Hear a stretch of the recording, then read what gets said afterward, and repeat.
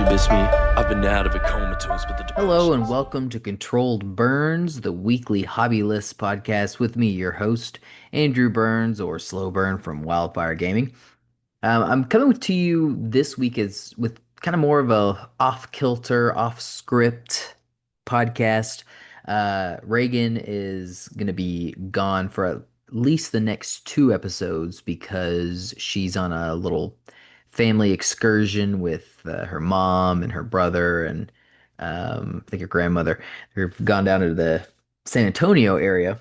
I think her brother Hank is in some sort of bird camp or something for the week. So it's just going to be me holding down the fort here at the house with my two cats, and the so I wanted to shift back to maybe some video game topics for these next couple of weeks. And today is Saturday as I record this. It's June 7th, and this my Switch 2 pre-order finally arrived. So I was able to get a Switch 2 pre-order about 15 minutes is whenever the order finally went through. About 15 minutes after they went live on, I think it was April 23rd or 24th, something like that. I ended up getting it from Target, which was sort of bad luck for me. I found out because they um, were slower than the others. I mean, Walmart seemed to be the best. People were getting their Switches with chips and Coke thrown in for free on launch day, like in the morning. So that was definitely the best. And Best Buy seemed to come through okay. GameStop seemed to come through okay as long as you weren't at that one in New York that was stapling the screen. And Target's definitely was bringing up the rear where a lot of people were having to wait multiple days for their Switch. For a long time, my estimated arrival date wasn't until June 11th. And actually, on launch day, was up at I don't know, it was mid afternoon by the time I was doing this, two or three, and I noticed that they still hadn't shipped it, and so I actually got on the support network or whatever they have there for Target and talked to a couple people and kind of reamed a couple of them out. Reagan kind of criticized me for how I handled that, but what ended up happening is they shipped it pretty much right away, and I also got $30 off. So hey, not too bad. I could buy a Coke and chips with that if I wanted to. Um, but so anyway, so it came today, it's June 7th, a couple days after launch, and that's fine. I mean, I'm not really chomping at the bit to play Mario Kart World or anything. Mostly the reason that I was interested in getting a Switch 2 was just for the hardware upgrade. I have really enjoyed using the Switch, and but the hardware is definitely dated, and just because there's so many built-in upgrades, and then there's a few paid upgrades that you can get for games that I'm really interested in, particularly Tears of the Kingdom, because I never did actually get all the way through Tears of the Kingdom. I've put quite a bit of time into it, as we're going to get into here in this episode. But I still have a long way to go. I've really been taking my time with it. It's just a very dense game because there's basically the three levels of exploration, and so I still have a long way to go on that. And so seeing it run at 60 FPS flawlessly on the Switch 2, in 4K, I was like, wow, that's a pretty big perk right there.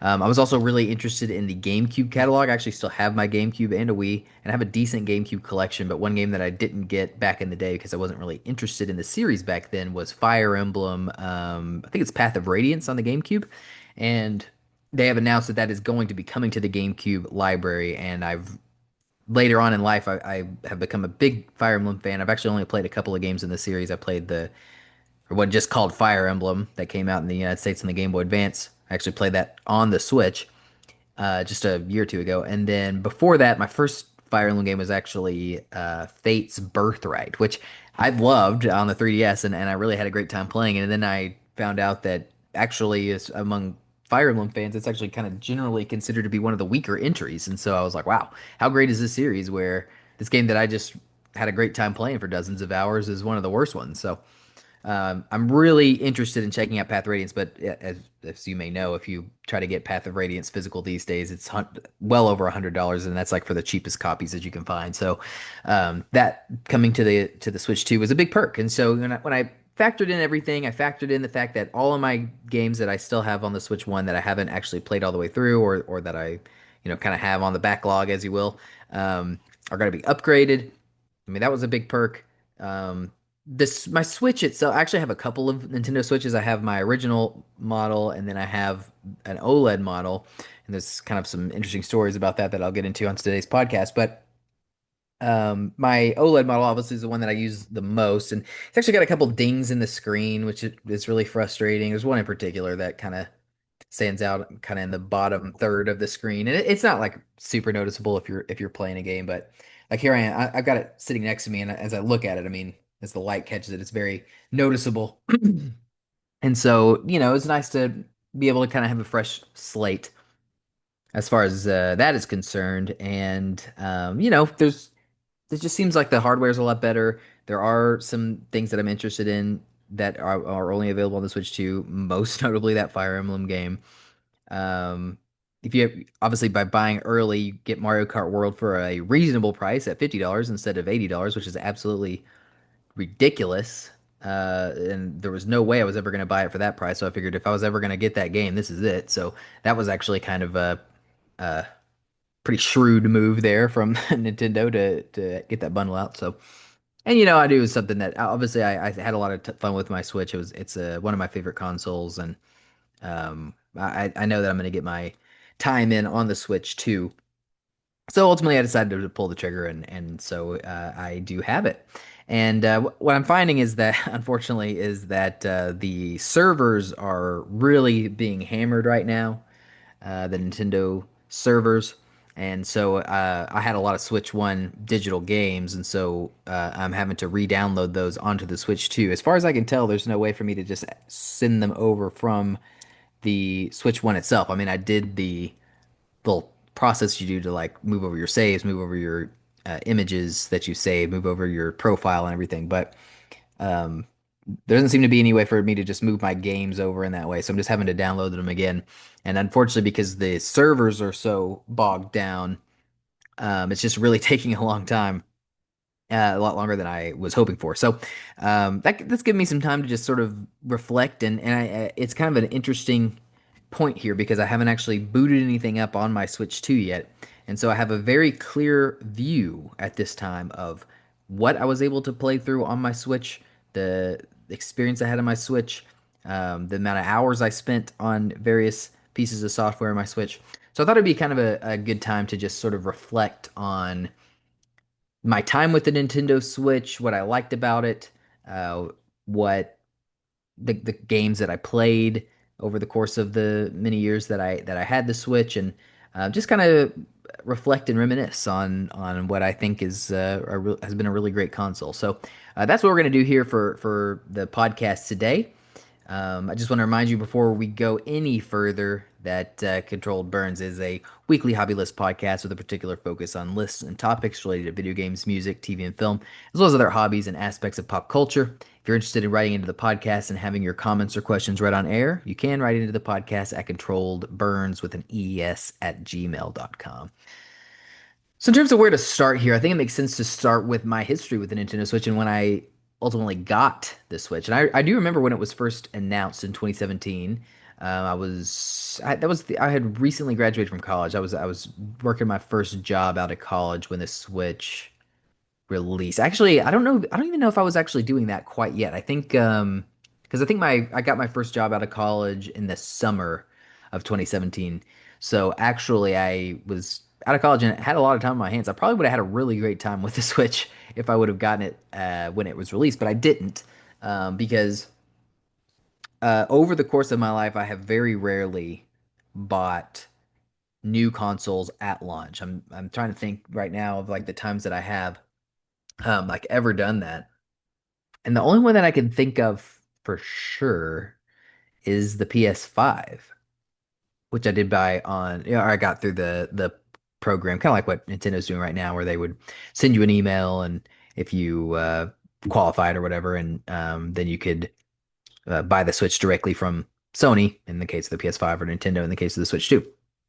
So I was able to get through that, and I got my PS5 that way. And I did have it delivered on launch day, I think, as far as I can remember. It came exactly as planned, and I booted up and had a great time. So I know I did it then, but other than that, I don't know that I've ever gotten a console on launch day. I know that there are some consoles where I was an early adopter. I was definitely had the Nintendo DS early because it was a gift, a surprise gift from my grandparents. That was awesome. I definitely had the PSP early. It was definitely in that launch window because I still have like a lot of the stuff that came with the launch bundle. There was like the sleeve, and I remember the game that I got was Need for Speed Underground Rivals, which was a launch title, I believe. Um, and those, so those early adopters on those. I was a fairly early adopter on the PS2, but it was probably still a couple years after that console came out. Kind of same thing for the GameCube. Same PS3 was quite a bit after it came out. Yeah, and I've never certainly never bought an Xbox at launch. So yeah, that this is I guess just the second console that I've ever bought at launch, and so that the Switch 2 is. But for the Switch 1, I think it was. Well, it's definitely 2019 when I got it. I can't remember exactly what stage of 2019. I think it was fairly early in the year, definitely the first half of the year 2019. I bought my Switch. I remember I went to this GameStop in Rockwall, which was not where I was living at the time, but it was the kind of the GameStop that was closest to where I was living. And I went with my brother, and I actually walked out of there with a lot of stuff, and a lot of it I actually still haven't played to this day. So I got the Switch. And I think I came out of there with like 5 games. I know I bought Octopath Traveler, I bought Breath of the Wild, I bought Super Mario Odyssey, and then I know I bought L.A. Noire, which was kind of a weird purchase, and I have never played that game. Maybe that's it. Maybe it was just those four titles. But that was I was dropping a ton of cash on that, and I remember we went to Chick-fil-A right afterward, which it was like where it was in Rockwell, it was like really right next to where the GameStop was, and he was like, "You better lock your door, pal," which I did.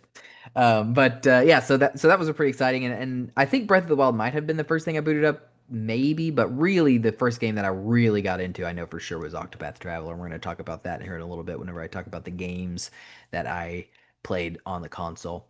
But that was definitely my earliest memories of the Switch is playing Octopath Traveler, and I was moving around a lot at that time in my life just because I was taking different jobs and um that I didn't have like a really solid job like I do now, like I have the last 5.5 years, and so I was moving around a lot, and I think I had recently started working or as the editor of this small newspaper in Kaufman, Texas, and that was around the time whenever I got the Switch, and then I remember within a year, I moved actually away across the country to New Jersey for the job that I am currently at now. I don't live in New Jersey anymore, but that's a long story. But that I remember having this. That was like the first time I was doing like a big trip where I had to switch with me, and I do remember kind of being in that hotel. Because I stayed in a hotel for about a week whenever I got to New Jersey to give me time to find an apartment and everything. And I remember I was playing a lot of Breath of the Wild in that hotel, which was cool. I didn't actually end up making it through the game on that playthrough just because I had so much going on with that big move and the new job and everything. But and I kind of got sidetracked. But I do remember that being a big part of that move, which is kind of an interesting memory. But I did have some issues with the Switch over the course of my time. I remember while I was in New Jersey, I actually had to. It got to the point where my original console would just freeze pretty regularly. And it would get stuck on kind of this black screen of death where the logo, when you first boot up the console, the logo pops up, the Nintendo Switch logo, and it would just be stuck on that. And I remember this was going on in a period where the Switch was getting a lot of use because that was while I was playing Animal Crossing when that had come out. Luckily, Final Fantasy VII Remake also came out at that time, and so I wasn't just using my Switch. So I ended up having to send it to Nintendo, and it was still under warranty because it hadn't. It might have been a little over a year at that point, but they gave it to me, or maybe it hadn't quite been a year. I don't know, but it's certainly around that year time frame. And I sent it in, and they probably sent me a completely different unit. I don't actually know, but I had to basically get a replacement from Nintendo.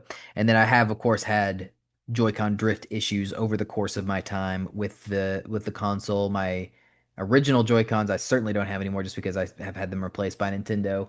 And then the current gray Joy-Cons that I have, because I went gray when I got my Switch.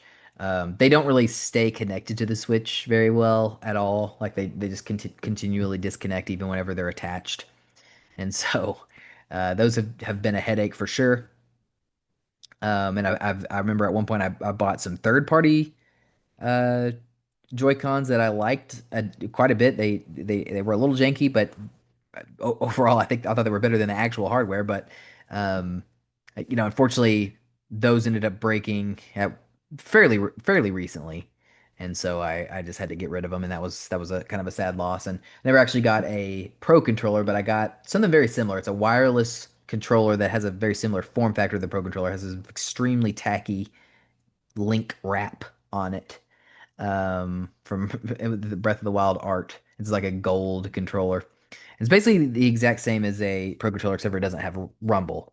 Which does kind of annoy me a little bit, I gotta be honest. But I guess I just wasn't willing to pay for the pony up for the. Or I think actually I would have. It just there was a period, kind of in the middle of the Switch's life, where you really just couldn't get a Pro controller very easily. Like they didn't have enough supply or something, and so I just had to settle for that.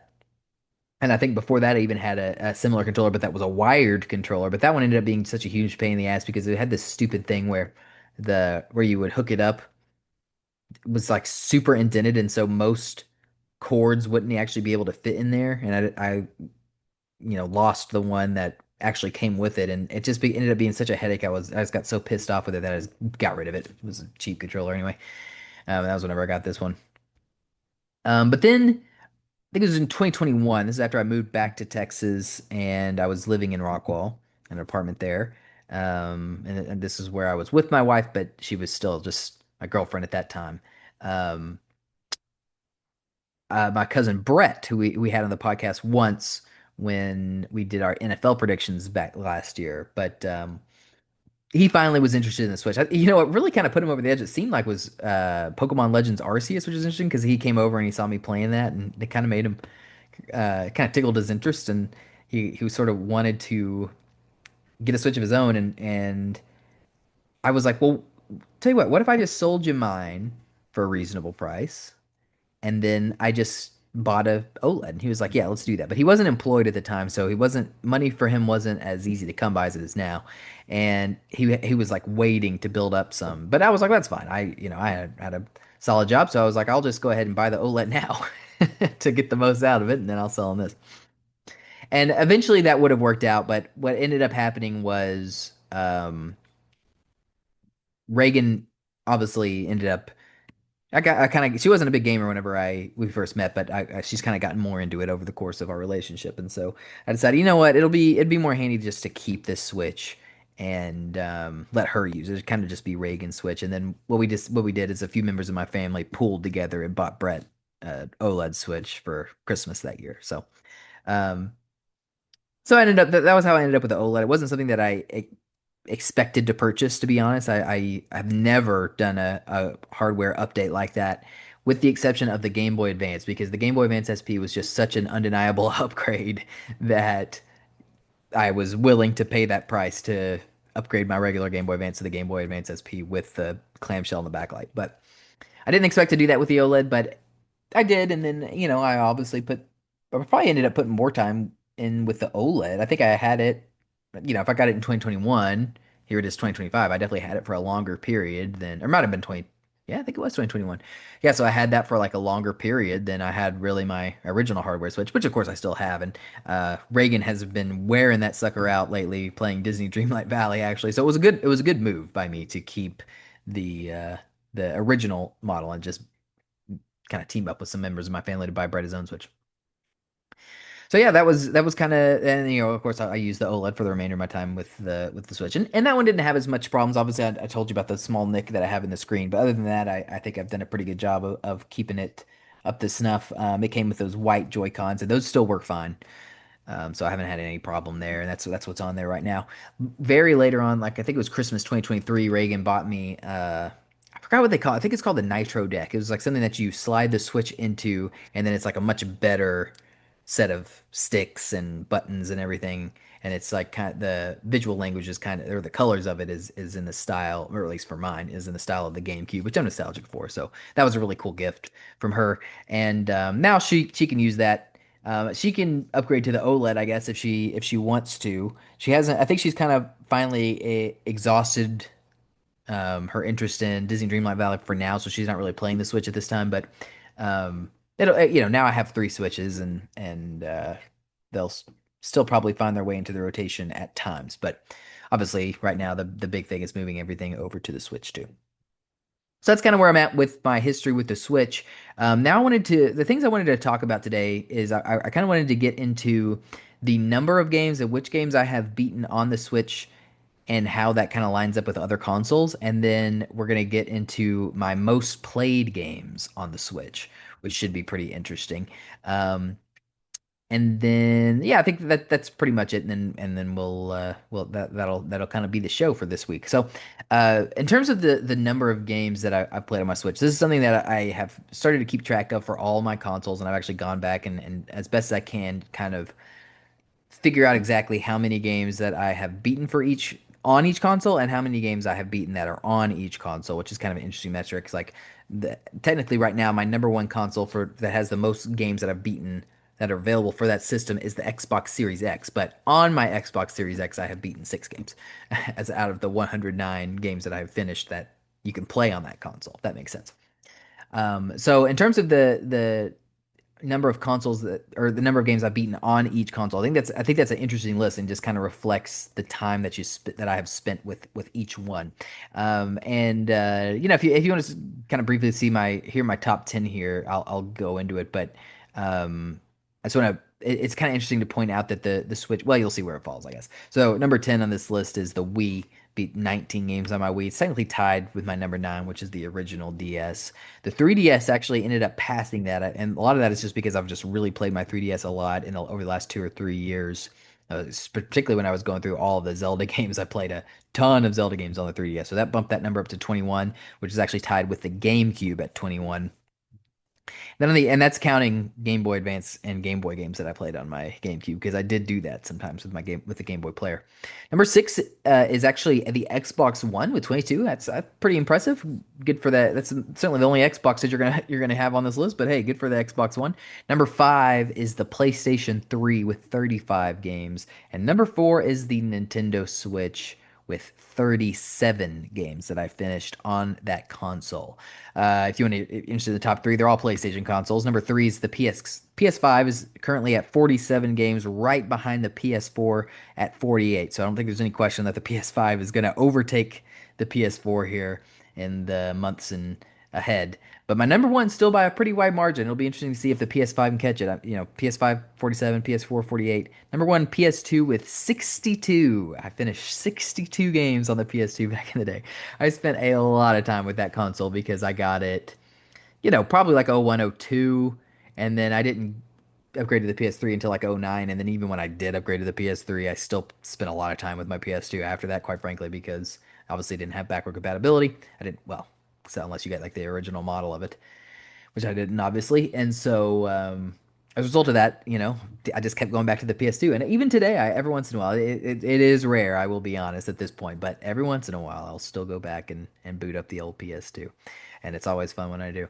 But those are the consoles that I've finished the most games on. So, but in terms of the Switch itself, let's pull it up here and go into oh, you know what? Before I do that, I have another list, and I haven't really looked at this list in a long time, and the PS5 is probably a little bit underrated because it's not on this list at all right now. But I just had a list of like the consoles that I felt like gave me the most joy over the course of my life, and this kind of hew more toward the consoles that I had when I was a child, just because obviously, playing video games was just a lot more exciting back then.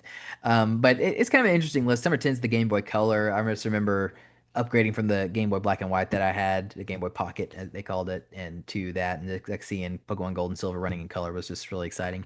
Number 9, I have the and really, realistically, the PS5 should be above that. Number 9 is the PSP. I just remember thinking that was so cool. Like just to have that level of fidelity on a handheld at the time was really kind of unheard of. Number 8's the 3DS. I just had a lot of great time playing Pokemon and the Zelda series in particular.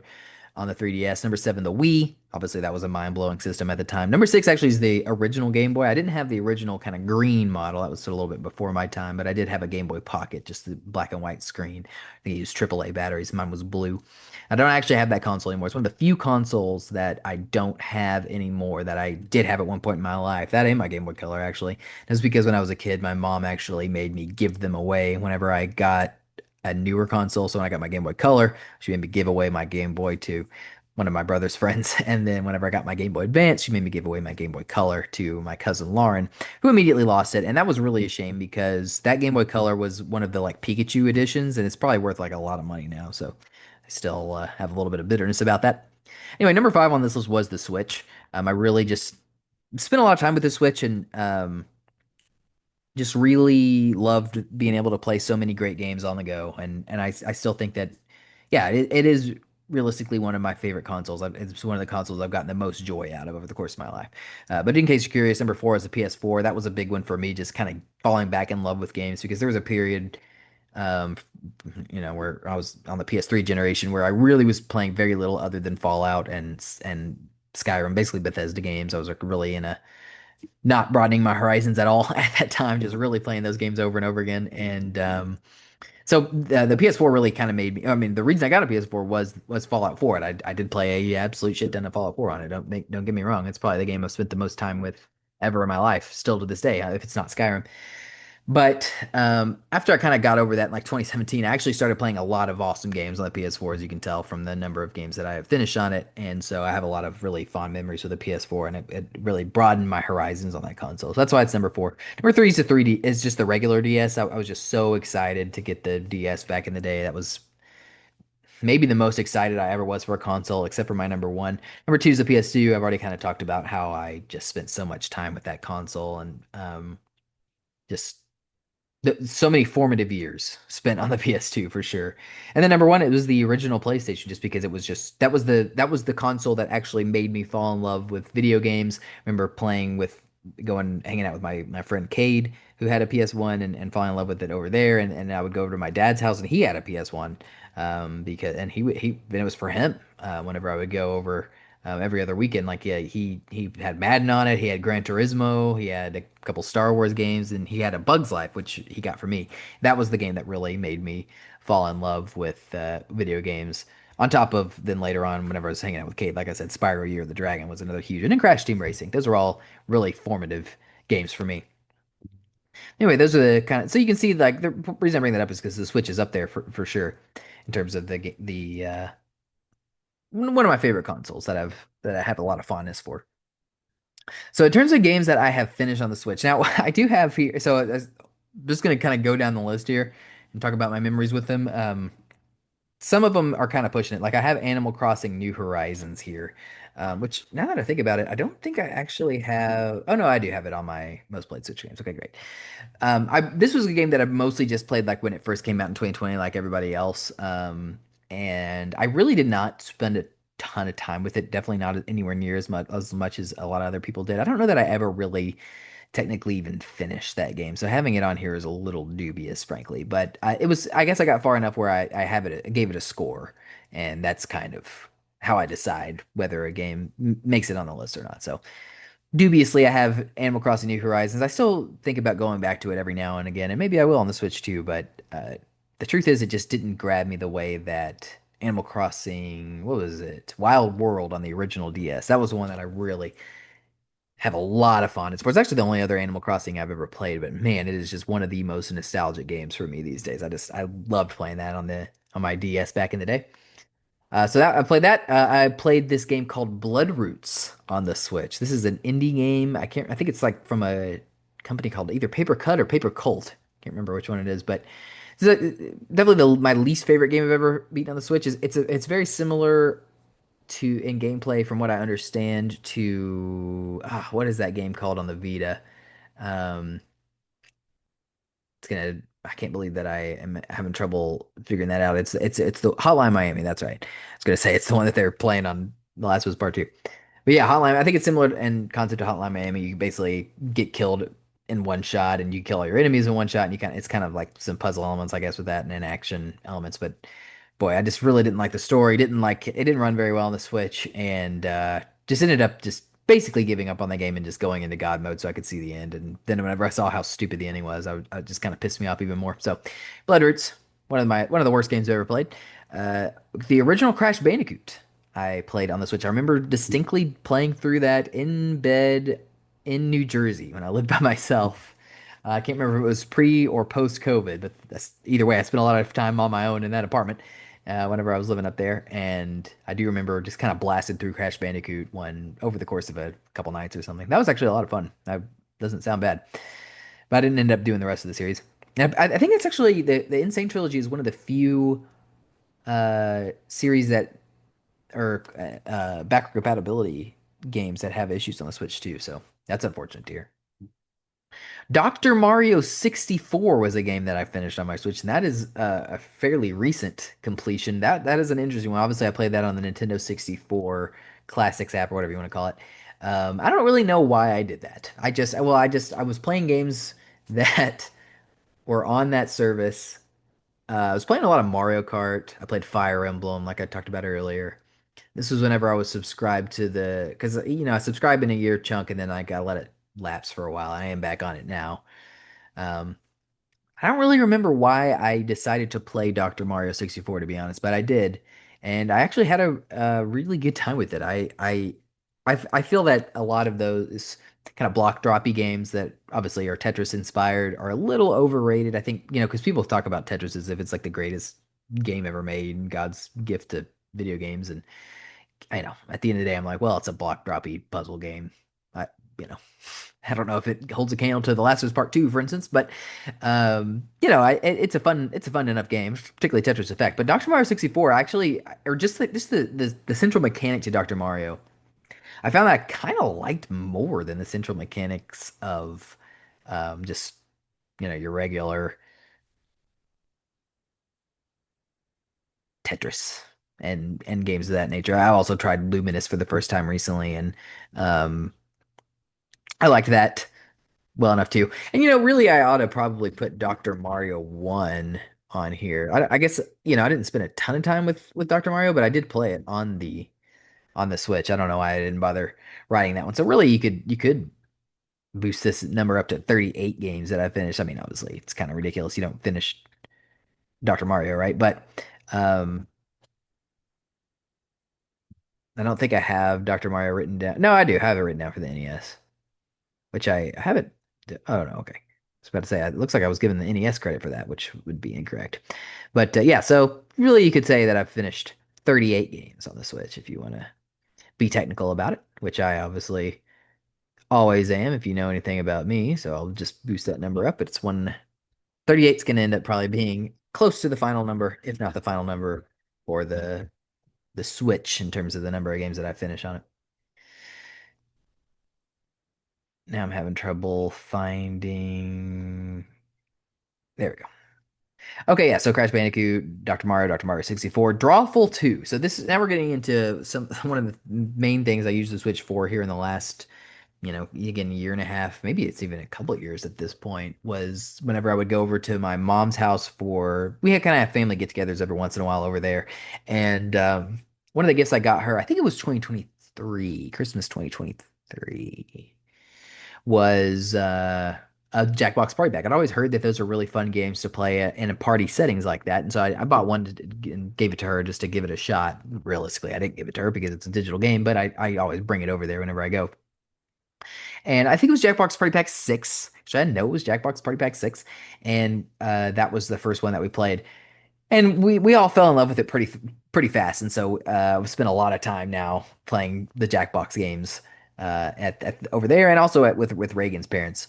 So those are, and obviously the Switch is the ultimate system to have those on, just because the Switch is so portable, and so and you can connect to the TV and everything very easily. So that's definitely something that I used the Switch for a lot here in the last couple of years. But Drawful 2 was a game that I actually had way before I was trying out the Jackbox games, just because I got it for like, I don't know, almost free one time whenever it was just having this ridiculous discount on the Nintendo storefront, the eShop.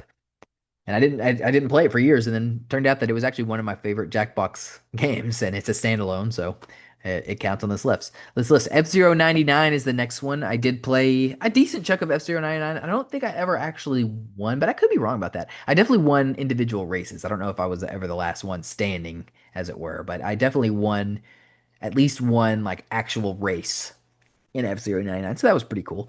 And I did play F-Zero back in the day. Well, not back in the day. Whenever I got my SNES Classic, I guess that was feels a little bit like back in the day. It was like 8 years ago or whatever when that system came out. But um, I did play through F-Zero on the SNES Classic and enjoyed it quite a bit. And so playing through F-Zero 99 was a fun little excursion for a couple hours when that came out. Next one is Fire Emblem. I've talked about that. That was a big one for me the last couple of years. Definitely worth getting on the subscription just for that alone, really, just because probably getting the regular Fire Emblem or getting a physical copy of Fire Emblem would run you back quite a bit these days. But really love that game, and I'm actually playing through it again with Reagan right now, which we haven't actually played it in a few weeks, but that's something that I really enjoyed on the Switch. Another big one for me on the Switch was Hades, and this is back before I got my OLED because that was obviously a 2020 game when Hades came out, and I didn't have my OLED until 2021. That was the first roguelike that I ever played, and that was one. I was just playing a lot of games in 2020. That was the year before I met Reagan, and so I just had a ton of time on my hands. Obviously, we all did in 2020. We were spending a lot of time with the COVID lockdowns, and I ended up taking a chance on Hades just because everybody was so hot about it, and I actually ended up playing it a little bit before it was even got to that level where everybody was talking about how great it was. It was when it was just kind of first being reviewed, and I remember actually got like an 8.5 or something like that, or 7.5 in Game Informer, which was really pretty low, and for how good that game is. But Dan Tack was talking about who was one of the writers there. Now I think he works for Bandai Namco, but he was talking about how that was maybe his game of the year, and I just do remember thinking it looked cool, and I saw it was on sale for, it wasn't that much money on the eShop anyway, but it was on sale a little bit even beyond that. And this was before it was on any other console other than PC. And I was like, I'm gonna give this a shot and just see what I think. And but I found it ended up falling in love with it like pretty much immediately. And I've really spent some time with Hades this year in particular on the PS5 because I got the platinum trophy. But during those early playthroughs, like my original runs, my original time finishing the game, all that was on the Switch, and I definitely look back on that very fondly. Next five are all Jackbox party packs, the ones that I have and have played, enough to say that I've seen what they have to offer are Party Pack 4, 5, 6, 7, and 8. I really ought to have two on here as well. So throw that one on there. So the longer we do this, the more the Switch's numbers get inflated. So now it's up to 39 games that I have kind of written down on the Switch. So I'll bold that one. But yeah, so that's a pretty good look at the Jackbox games. I haven't obviously played the original pack, but I kind of have got an idea for that one because if you look at it, it's basically a lot of games that I have the sequels to and through other packs. And I skipped three, which is the one that everybody kind of generally considers to be the best one. But and then obviously I haven't got 9 and 10, which are the two newest ones. But yeah, tons of Jackbox time spent with Jackbox, and we'll get into that whenever we look at the amount of time that I've spent with each game. And we get the Zelda series on the Switch. So the Zelda games that I finished on the Switch are the original Legend of Zelda, Zelda 2 also, which actually have that written down at the end of the list because we're just going alphabetically here, and technically that one doesn't start with Legend of Zelda, it's just Zelda 2. But I did finish Zelda 2 on the console. And then we have A Link to the Past, Breath of the Wild, Link's Awakening, and Skyward Sword. Those were all games that I finished on the console. And other than the original Legend of Zelda, those are all games that I had never finished before. I played them on the Nintendo Switch. So, yeah, obviously spent a lot of time with those and playing through those games over the last couple of years. Well, maybe not so much the last year, but the lead up to Tears of the Kingdom. So I guess it's been a couple of years since oof, time moves fast. But yeah, I guess kind of in a second half of 2022, first half of 2023. That's when I was really playing a lot of the Zelda games. I mean, Skyward Sword actually was back even in 2021. I think I was definitely living in Rockwall whenever I played Skyward Sword. But I think, and The Link to the Past. I definitely played Link to the Past back in Rockwall, but Breath of the Wild, Link's Awakening, original Zelda, those were all played here in the house I'm living in now, here in Greenville. Love them all to varying degrees. Mario series, no mainline Mario games. Well, actually, that's not really true. We'll get into that in a minute when we get to thesis. But in terms of Mario games that I did play through on the Switch, we have Mario Kart 8 Deluxe. That includes playing through all of the tracks, all the cups, and that includes the DLC ones that they put out later on. And those are all great. Loved Mario Kart 8 Deluxe. I loved it more than I expected. Um, I have a pretty good history with Mario Kart in the past. I have since gone back and played the original Mario Kart, but I didn't have an SNES, so that was again an SNES classic thing. I played a little bit of the Game Boy Advance one, which I forget what that was called off the top of my head. I think it was Super Circuit or something like that. I dabbled in the N64 one, but again, I didn't really spend a whole lot of time with the Nintendo 64. Played a lot of Double Dash. That was definitely the one that I played the most. And still to this day, it's the one I played the most for sure. But I never owned the DS one, but I was around people that did, and that's all you really needed with that DS one. That was part of what made that game so awesome was that only one person needed to have it, and then you could have a 8-player race just with one cartridge, which was incredible. And we did do that, and it was super fun. That was probably the most fun I've ever had playing Mario Kart, realistically, was that DS one, even though realistically it's not as good of a game as Mario Kart 8 or probably even Double Dash. But then I definitely skipped a lot of the ones that were like really popular after that. Never played 7 on the 3DS, never played the Wii one, and then obviously never played Mario Kart 8 on the Wii U. But finally got Mario Kart 8 Deluxe on the Switch, and it took me a long time to get it too because I was not willing to spend $60 on Mario Kart 8 Deluxe, which tells you about how much whether I was willing to spend 80 on Mario Kart World. But I did get it on a sale, so I probably bought it for 40 or so, and I still didn't really like doing that. I felt like that was kind of overpaying, but um, I ended up really enjoying it. I do think it was probably worth $40, and that was the how much I enjoyed that game is what ultimately sold me on getting the bundle for the Switch 2 to go ahead and get Mario Kart World for $50. So yeah, I really enjoyed that. Then we have, and I played it all through all those tracks with Reagan too, so that was super fun. And then other games that I played with Reagan, this series right here was Mario Party 1, 2, and 3 through the Nintendo 64 Classics. Really enjoyed that. I actually had Mario Party 3 on the Nintendo 64 back in the day. And so that was kind of nostalgic for me, but I had never played 1 or 2. And so that was really awesome. That was like such a cool thing for them to add to the Nintendo Online service. As like there was like genuine utility I got out of that, and we played through every board on all of those games. So, and I even played through like the quote unquote story mode of Mario Party 3. So that was really fun. Octopath Traveler 1 is boy did I spend some time with Octopath Traveler 1 on my Switch, and that was definitely the first game that I really fell in love with on the Switch. It was a Switch exclusive for a long time, so it's a game that's definitely linked to the Switch in that way. I played through it twice on my own, all the way through. The first time I didn't actually like go all the way to and do every side quest and beat the super boss at the end.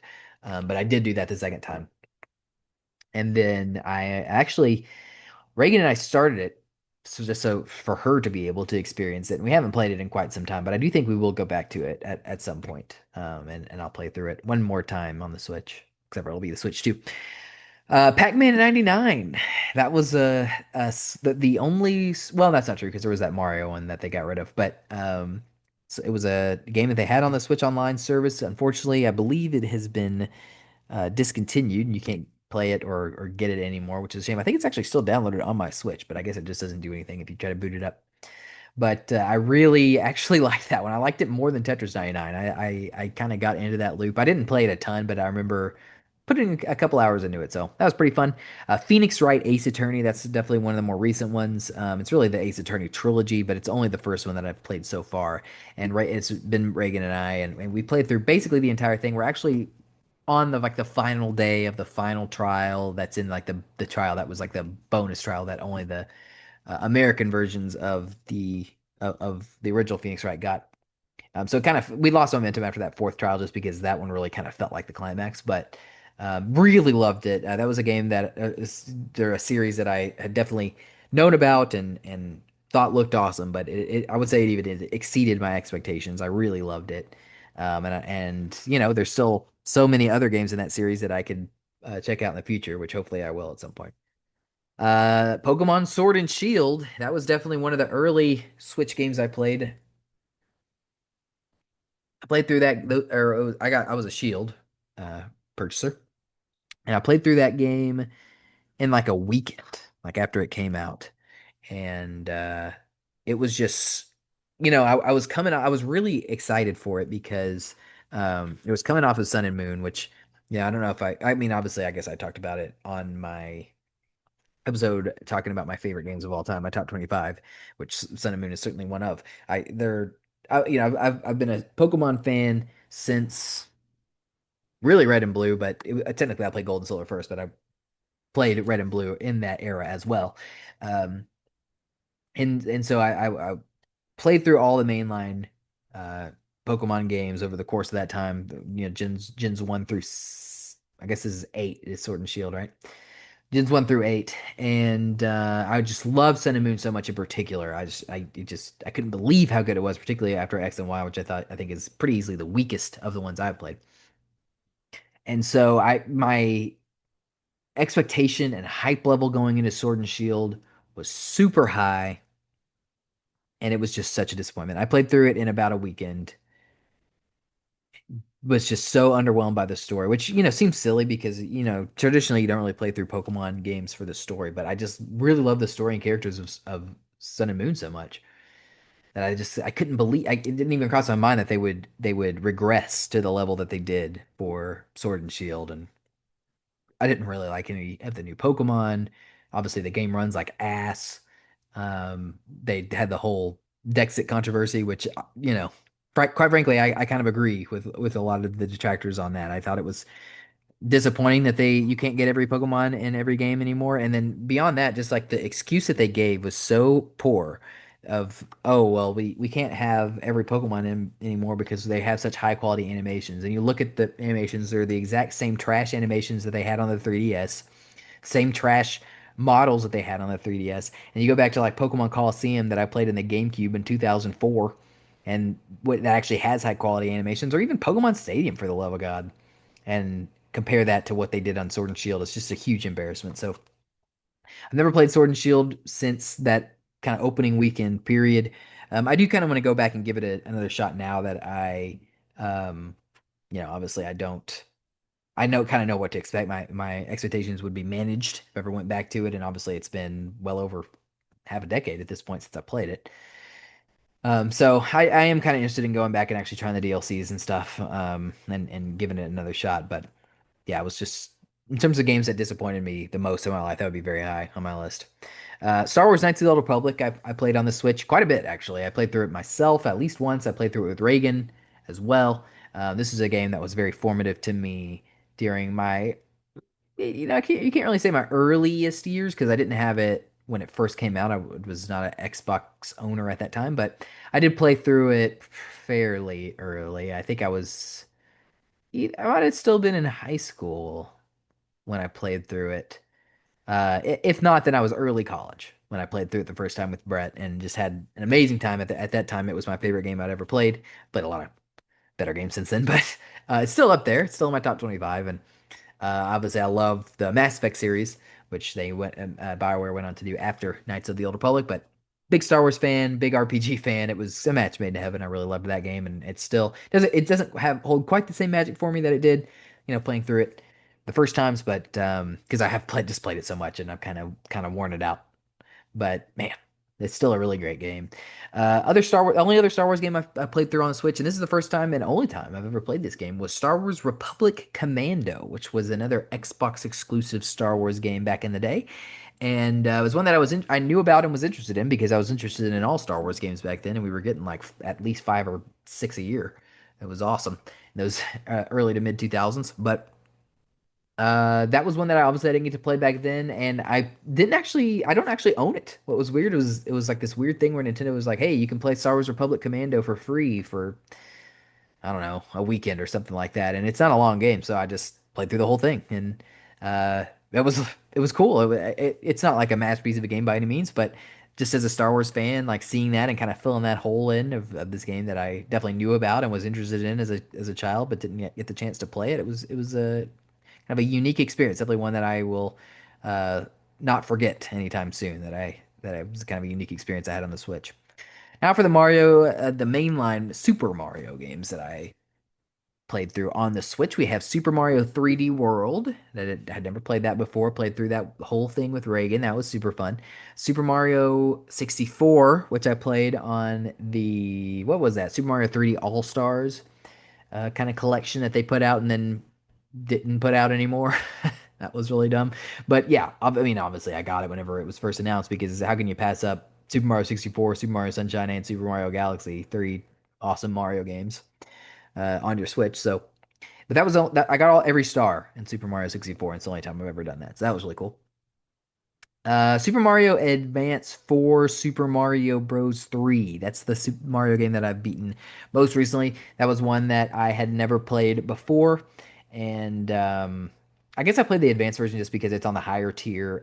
The Game Boy Advance collection is on the higher tier of Switch Online. And so um, it was kind of more valuable in that sense than the regular version of Mario Bros. 3. Plus, I have the regular version on my NES Classic. But yeah, I liked it fine. I don't. It's Mario Bros. 3. It's certainly just the 2D Mario games in general are certainly among the most overrated games ever made, and Mario Bros. 3 it seems like in particular is held up as like the best in a lot of people's minds, and I don't even really like it as much as the original Super Mario Bros., which I also beat on the Switch. That was the next game on the list, and part of that maybe is because I had a lot more time as a child playing Super Mario Bros. I played it on the Game Boy Color. I actually played it on original NES hardware because my stepmother's grandmother um, had an original NES still working with Super Mario Bros. On it, and I didn't beat it back then, but I did at least play it on original hardware, so that was really cool.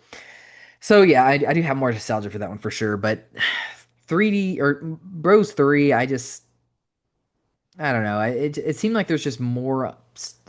There's just a bunch of stuff that you have to deal with in that game that's just annoying. I feel like that's what how I kind of feel NES games were designed in a lot of cases. It's just like let me just how much can we just annoy the player? And games just aren't really designed in that way. And I get it. Like yeah, it was satisfying to like come into to deal with like annoying stuff in games and then overcoming that. But I just think the design sensibilities are so much stronger for video games today. Getting outside of obviously the crap that we see with like microtransactions and all that. I'm not talking about that, but just in terms of like single player games, I think the design sensibilities are much stronger today than they were in 1980s. And so I just don't really see yeah, I think it's a lot of nostalgia that people are grading those games through with they try to say something like Super Mario Bros. 3 is one of the greatest games of all time. Just a few more games here that I beat on my Switch. One of them was Super Smash Bros. Ultimate. That's another one where it's like beat is not really true. I actually never went through the solo campaign, if you want to call it that, where you're playing as Kirby. I still want to do that, but yeah, I spent a ton of time playing it, as we'll get into here in a minute. Um, I actually like came up with this like it's something that I used to do when I was a kid when I would play Brawl in particular, and Melee to a lesser degree, but Brawl in particular, which is definitely the Smash Bros. Game I played the most, where I would like come up with like my own stories involving all the characters, and like there would be like it ended up turning into like this turn-based like strategy game where like I would have notes about where each character was on the map, and they would like move around the board and interact with each other, and they'd have to fight and stuff. And it came up with like all these like emergent stories in my head. And I did that again with Super Smash Bros. Ultimate just for old time's sake, and had a really fun time. Spent hours doing that, and really loved it. So um, that's where I spent the majority of my time playing Super Smash Bros. Ultimate, to be honest. But I did unlock like all the characters, so I kind of counted as seeing what that game had to offer, definitely. But I should definitely spend some more time with it. Tetris 99, kind of same thing as Pac-Man 99. I think I spent less time with Tetris 99. I just kind of found it sort of frustrating, and it made me realize that I'm not as good at Tetris as I wish I was. So I was like, you know what? You get the idea here. I'll stick with Tetris Effect. Thank you. To the Moon, that was a huge one on the Switch. It's obviously one of my favorite games of all time. It's in my top 10 easily. And the Switch, they put out a remastered version on the Switch, and I never would have, I don't think, known about this game if A, they hadn't done that, and B, Game Informer hadn't reviewed it, because they reviewed it. Ben Reeves, I'll thank him to this day, to the end of my days, for reviewing that game. He only gave it 8.25. Of course, I would give it a 10 out of 10. So disagree with him on that. But just like the fact that he put it in front of me, where I had the opportunity to find out about it, read his review, saw the trailer, and thought it looked like one of the greatest things I'd ever seen. Played the game, and it actually surpassed my expectations. An absolute masterpiece of a game. Anytime I get the chance to talk about To the Moon, I will always say you should try it if you're listening to this and you have not tried that game. It's only 3 to 4 hours long. There is no barrier to entry. It is mostly just a story game. As long as you can read, you can experience To the Moon, and I think that everyone should. It will improve your life.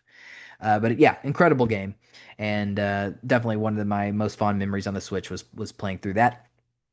WarioWare Mega Micro Games. This is the Game Boy, the original WarioWare game on the Game Boy Advance. I played a lot of WarioWare in the 2000s, like a lot of people did. I started with the GameCube one, Mega Party Games, and then I graduated to the DS with WarioWare Touched, which was my favorite, still is, and then WarioWare Smooth Moves on the Wii. So those are all the kind of the golden age, if you will, of the WarioWare series. But I never played through or owned Mega Micro Games on the Game Boy Advance, and so that was another one that was cool that I was able to finally play on the Switch Online, and I was actually really impressed with it. I knew a lot of the mini games because they basically or micro games because they basically just use the same ones for Mega Party games on the GameCube, but um, I really thought the little vignettes and stories in Mega Micro Games were hilarious. I think they were actually the funniest ones that I've seen in that series. I think that in terms of the gameplay, I think the Wii and the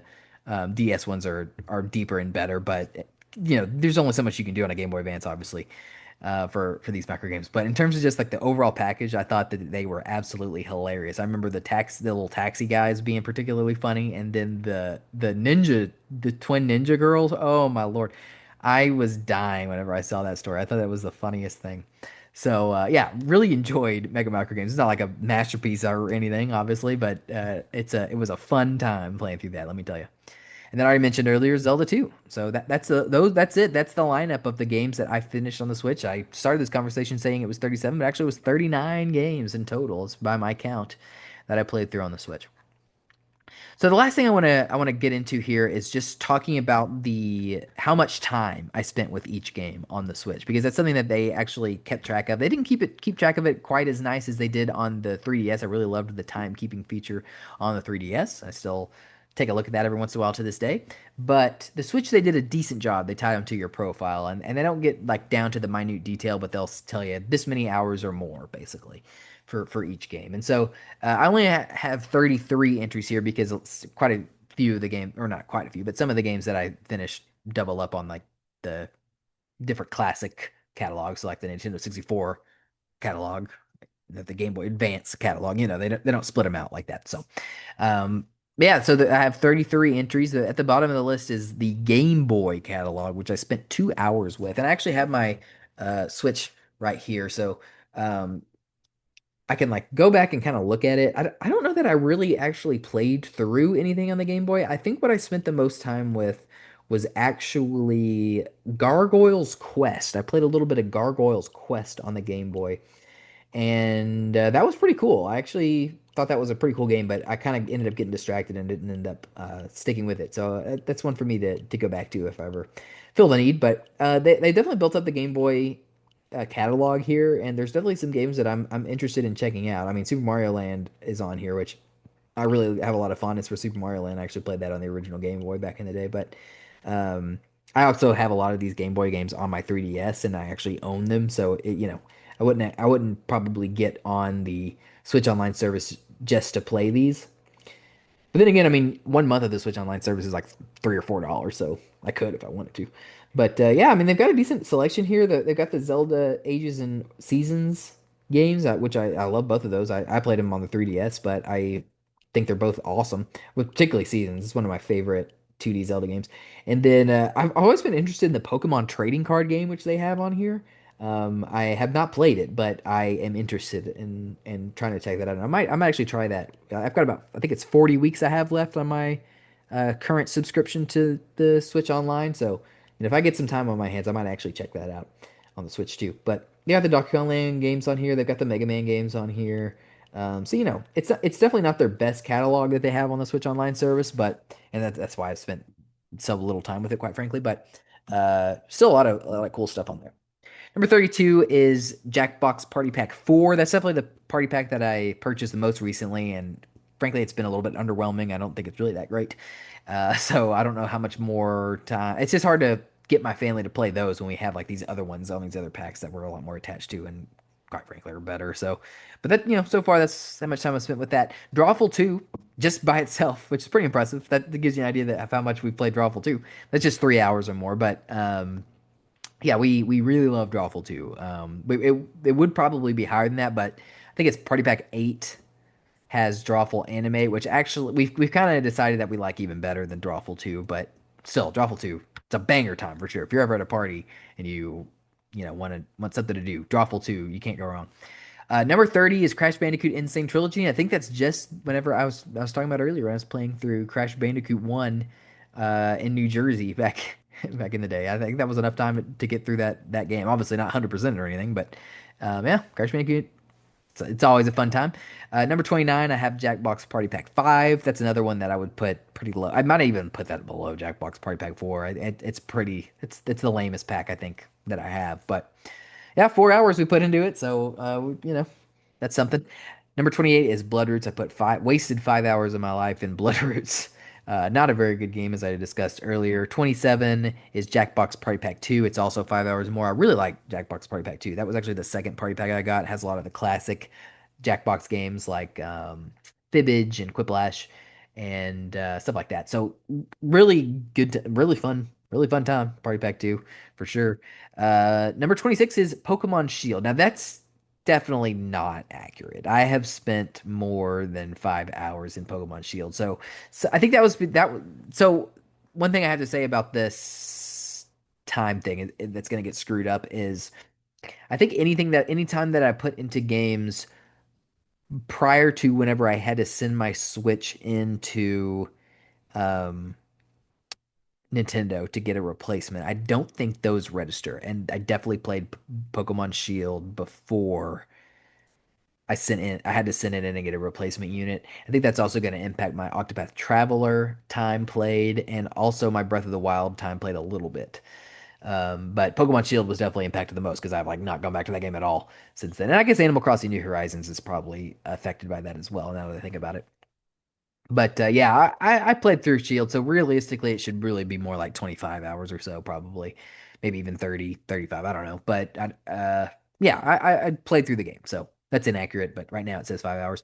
Mario Kart 8 Deluxe, I have 5 hours or more, which probably seems very low for compared to how much time most people spend with Mario Kart 8 in particular. But that was enough time for me to go through all of the tracks at least, and I had a good time doing that. You can see why I'm not willing to pay $80 for Mario Kart World. Number 24 is Jackbox Party Pack 7. Really love Jackbox Party Pack 7. I think that has one of the better lineups of any of the Jackbox games or any of the packs. It's got, off the top of my head, I don't remember exactly what it has. I know it has a version of Quiplash, but mostly what we use it for is there's like this presentation game. I forget what it's called, but it's hilarious. And honestly, I guess that's the main thing. I think it's also got, what is that game? Well, I don't really remember the Jackbox Party Pack game lists off the top of my head. I think Blather Round is on Party Pack 7 as well, which we enjoy. But anyway, yeah, that's obviously one of the ones that we played the most. One of the party packs we played the most.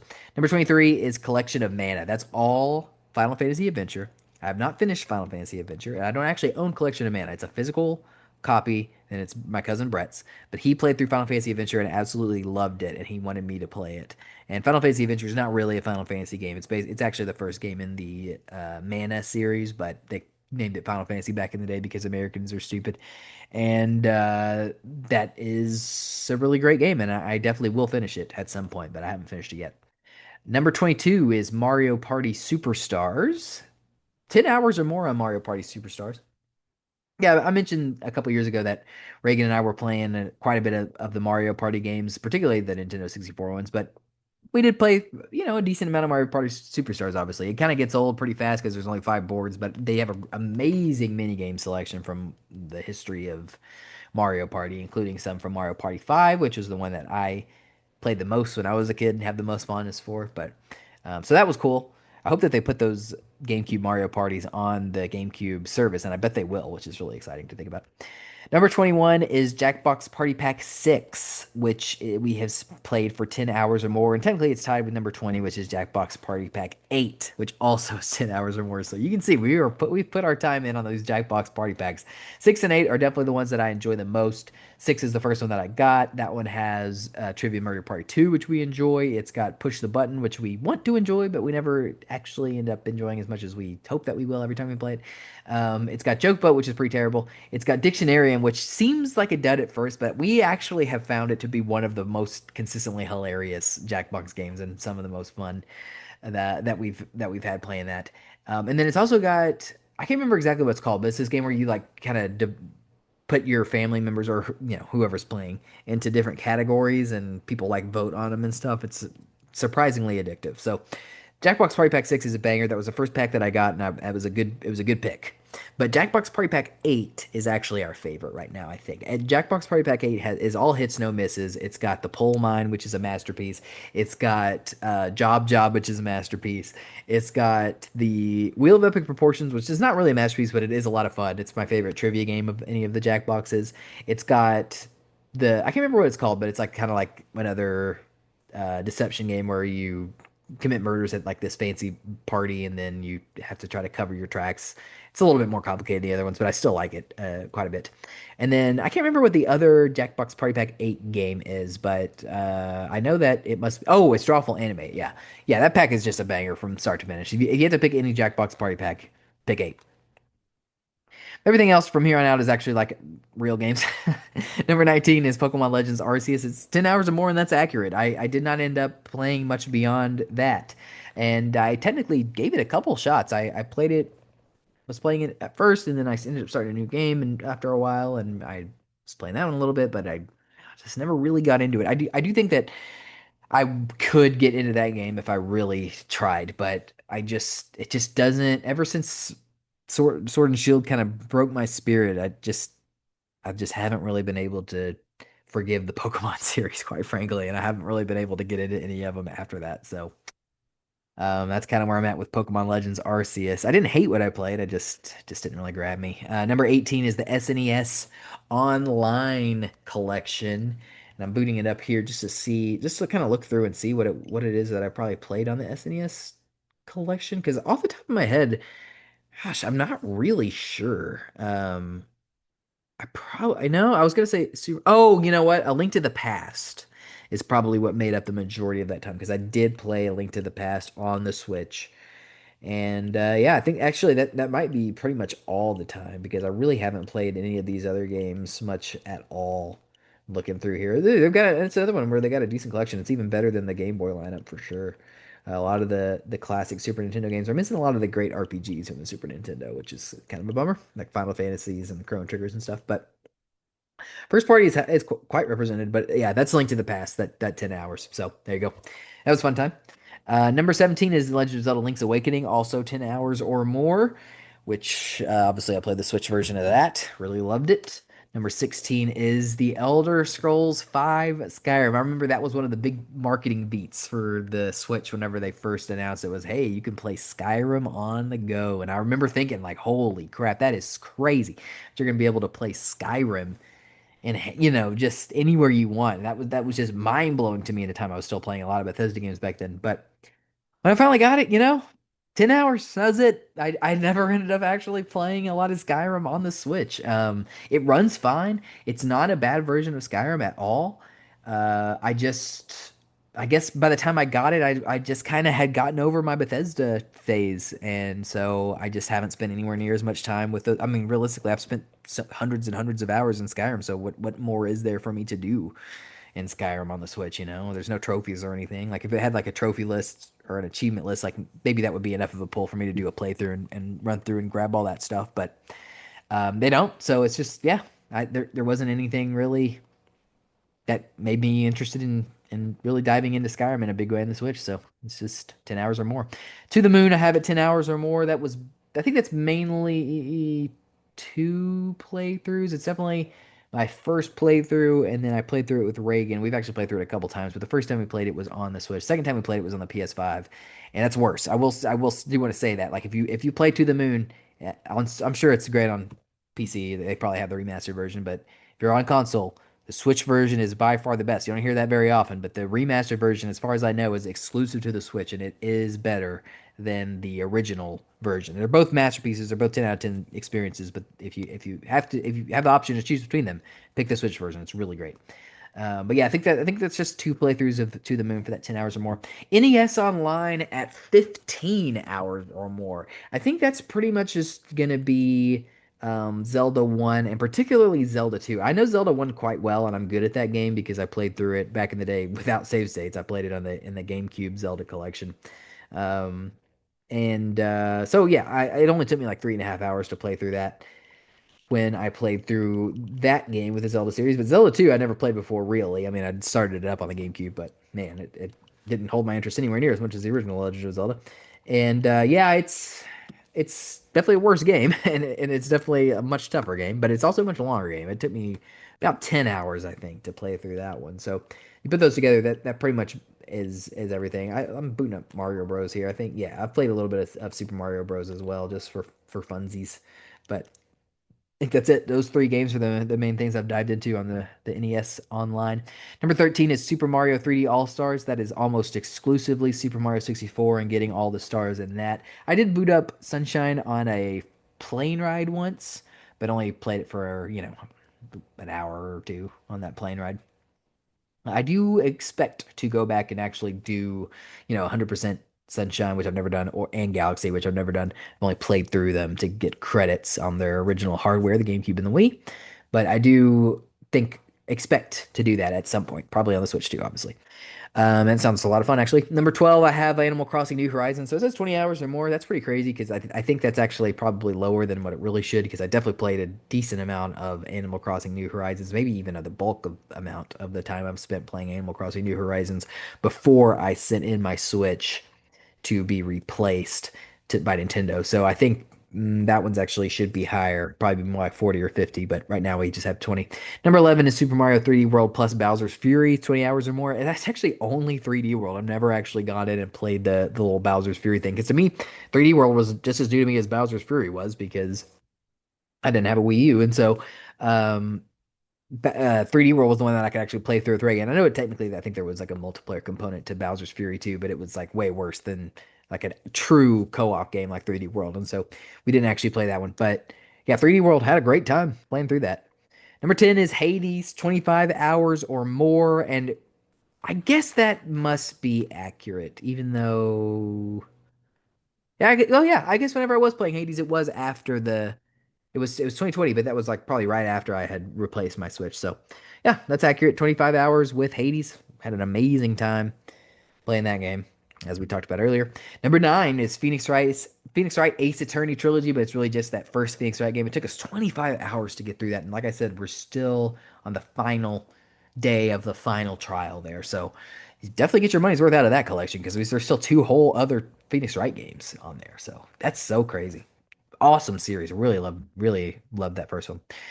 Number 8 is The Legend of Zelda Skyward Sword, which I've spent 30 hours or more. That is a single playthrough and nothing more. But it was an awesome, awesome time. I really enjoyed Skyward Sword. I think Skyward Sword gets an I don't think it gets enough credit for how good it is. I recognize it's not the best Zelda game ever made.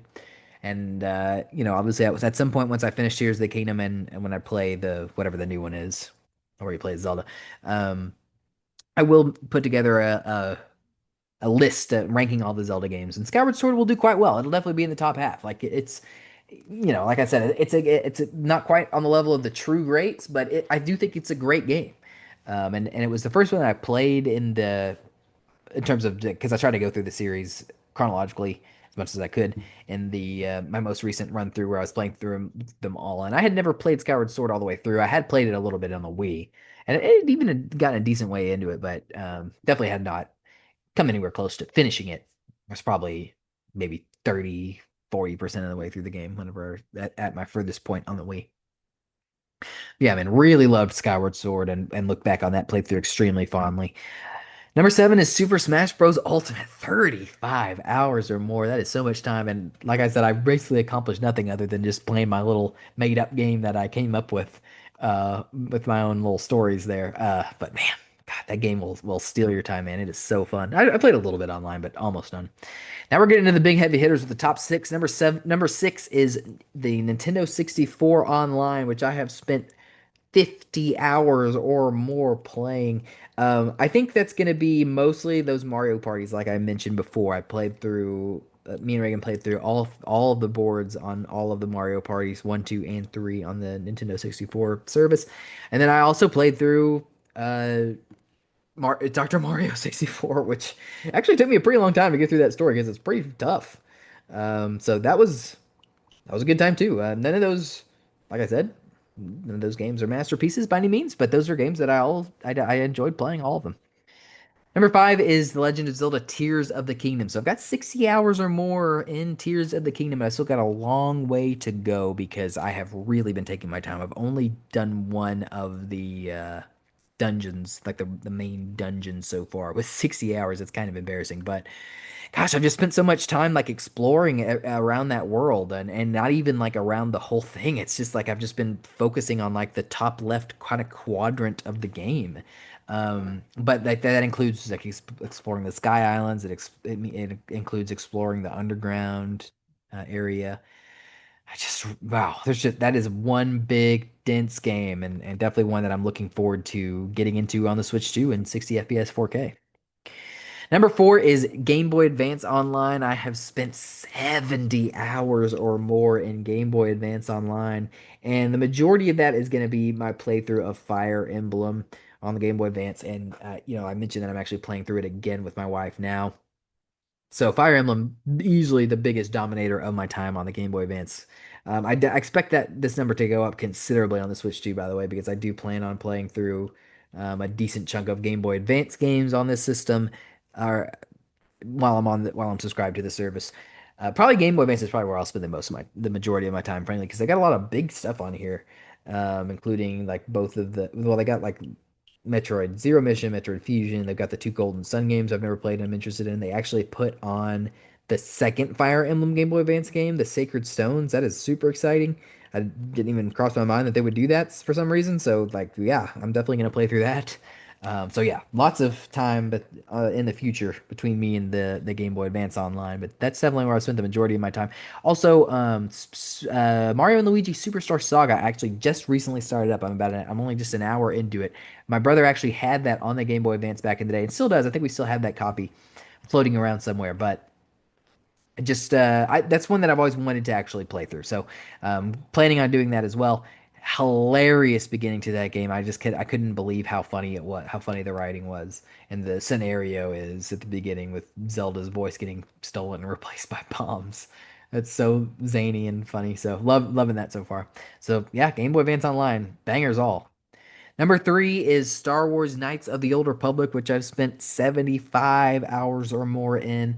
Like I said, that's definitely a playthrough that I did. I might have even done a couple playthroughs on the Switch, quite frankly, and definitely have done a playthrough with Reagan on the Switch. It just doesn't get old, man. Well, it does eventually. It is diminishing returns, I will be honest, but I've just spent so much time playing Knights of the Old Republic. Just having that game on the go is just so addictive. It's because it's so good. And it's a game that I didn't really play a lot of until recent years because I used to could only play it on my original Xbox. I think it's the only game that I've ever actually finished on my original Xbox hardware, that and the sequel.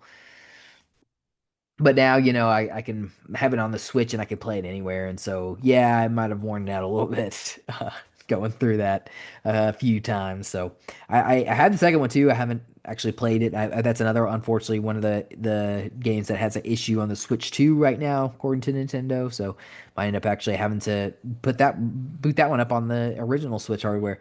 But yeah, really great Star Wars Knights of the Republic. It's awesome. Number two is The Legend of Zelda Breath of the Wild with 105 hours or more. And that is basically just my one playthrough of Breath of the Wild. I literally spent that whole playthrough doing 105 hours. And so what that means is that it is not capturing whenever I first booted it up. And that probably spent about 10 hours doing that, my first playthrough, before I kind of got bored. And it just felt a little bit too aimless for me at that time. And then I booted it up again. I was playing it whenever I moved to New Jersey. And I got it a little bit further that time, and I was really having a lot of fun that time. But still, it wasn't. I just there was so much going on in my life at that time. I just didn't have the space for Breath of the Wild, unfortunately, and so it fell by the wayside again. But then, obviously, in the lead up to Tears of the Kingdom, I finally got through Breath of the Wild, and it was in 2023. It took me a few months to get through it all the way, but as you can see, with under 5 hours. But man, wow, loved it. It blew me away how great it was, and just it agree like going in blind. I didn't enjoy it that much, but going in with a map and like actually just checking stuff off. I know that's like super antithetical to the way that a lot of people want to play Breath of the Wild and enjoy it, but for me, that's what works for my brain, and it was super satisfying. And I thought that game was unbelievable. So that's the one that I've spent the second most amount of time with, but still number one, Octopath Traveler with 140 hours or more, and that's not even including my first playthrough, which was 60 hours or something. So that's really should probably be 200 hours or more on the Switch, man. I love Octopath Traveler so much. It's one of my favorite JRPGs. It is so locked in for me with the Switch. Like when I think about the Nintendo Switch, I think about Octopath Traveler immediately. It's just my dominated the early part of my time with the console, and then it was something that I kept coming back to over the course of the time that I had with the Switch. And I still don't own Octopath Traveler anywhere else. It is now on PlayStation and Xbox, but I haven't. They on the storefront it's like $60. It's absurd. You can get it on sale for like 20, and one of these days maybe I will pull the trigger on that, but try to get the trophies on it because obviously there's no trophies in Octopath Traveler on the Switch, and I do have the Platinum Trophy in Octopath Traveler 2, but I think the Platinum Trophy is a lot harder in Octopath Traveler 1, so it does give me pause, I will be honest. But yeah, so love that game. One of my favorite games of all time, and one that obviously I have put a lot of time into, and that figure will go up as well because, like I said, I think me and Reagan will get back to our playthrough that we started, a few months, maybe even a year ago. So that's it. Those are my top games that I played on the Switch, and that you can see like now the time that I spent playing those games on the Switch. I do want to put out as a bonus here. It's tied to my profile, but technically my number one is Disney Dreamlight Valley with 425 hours or more, and I have not played a second of that. That is all Reagan. I got her that game for Christmas in last year, so Christmas 2024, and she certainly got my money's worth out of it. I can tell you that because I think I got it for like $30. But wow, she has just played the absolute shit out of Disney Dreamlight Valley. So and I've been very proud of her. She has not spent a dime on any of the microtransactions. So very good for her, Reagan. If you're listening to this, which is very unlikely, thank you for not wasting our money on microtransactions in Disney Dreamlight Valley. But yeah, that's hilarious that she has spent that much time on that one game. Absolutely, completely dwarfs the amount of time that I've spent on any individual game on this console. But there you have it, Disney Dreamlight Valley. It's a time sink, ladies and gentlemen. So that's it for this episode of the podcast. Thanks for listening, and I hope you enjoyed listening to me go through my history with the Nintendo Switch. And if you have any interesting stories, or not even, they don't even have to be interesting, just stories in general, or memories that you have the time that you spent with the Nintendo Switch, as I'm sure that we all do. It's a great console. You can write into ControlledBurnes with an ES at gmail.com. If you like it as a show, you can subscribe, follow, like, review wherever you listen to your podcasts. I encourage you to do that. It means nothing to you, but it would certainly mean something to me, so appreciate it. But that's it for now, and until next time, keep it warm.